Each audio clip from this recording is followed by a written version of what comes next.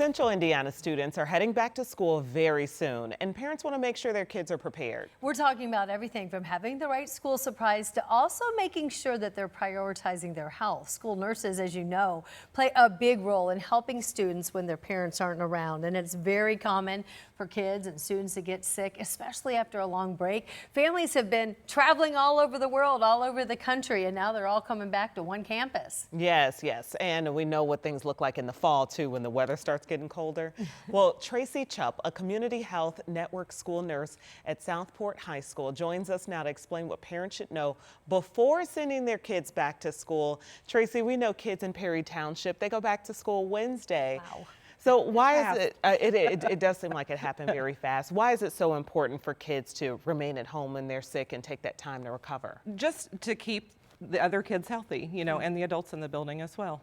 So, Tracy, is there anything that's circulating in our community right now that's giving you particular concern or pause as we're heading into the fall semester? Well, as always, hand hygiene, we cannot stress that enough. It's just keeping, people clean, keeping them germ-free. I know there's some things going around. There's always things going around. That's why it's so important to, keep up with your hand hygiene and stay home when you're sick. Yeah, I think that's important for kids or for parents. Make sure you're washing your hands and taking precautions when you can.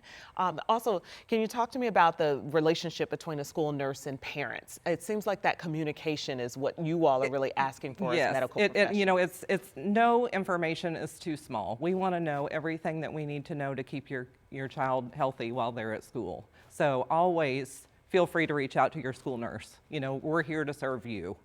Yeah. And keep your student healthy. Yeah, and if you're changing school systems, or maybe if you're just enrolling a student for the first time, you might not understand what all the rules are, but there's a lot of rules. There are a lot of rules. To medication, nebulizers, all these things when you're in an education. And sometimes it's hard to, look at a website and, go through each bullet point. And if there's questions that you have, then, your school and your nurse are always willing to answer any questions that you have. So what information do you want to hear from parents? Like what kinds of things? I want to know if they have any new diagnoses, what their current diagnoses are, what medications they take, any accommodations that they may need while they're at school, to make their day better.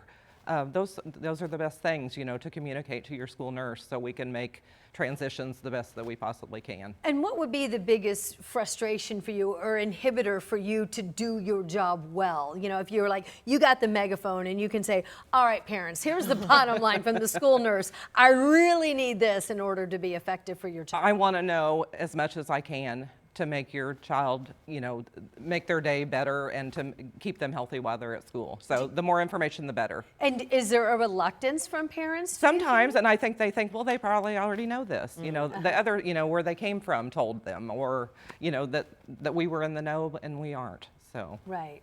Okay. Yeah. All right. Well, clearly communication is what will be the best thing to protect our children and to make sure that they are just ready to learn and ready to grow at school and stay safe, of course. Sure. Thank you for being here, Tracy. Oh, absolutely.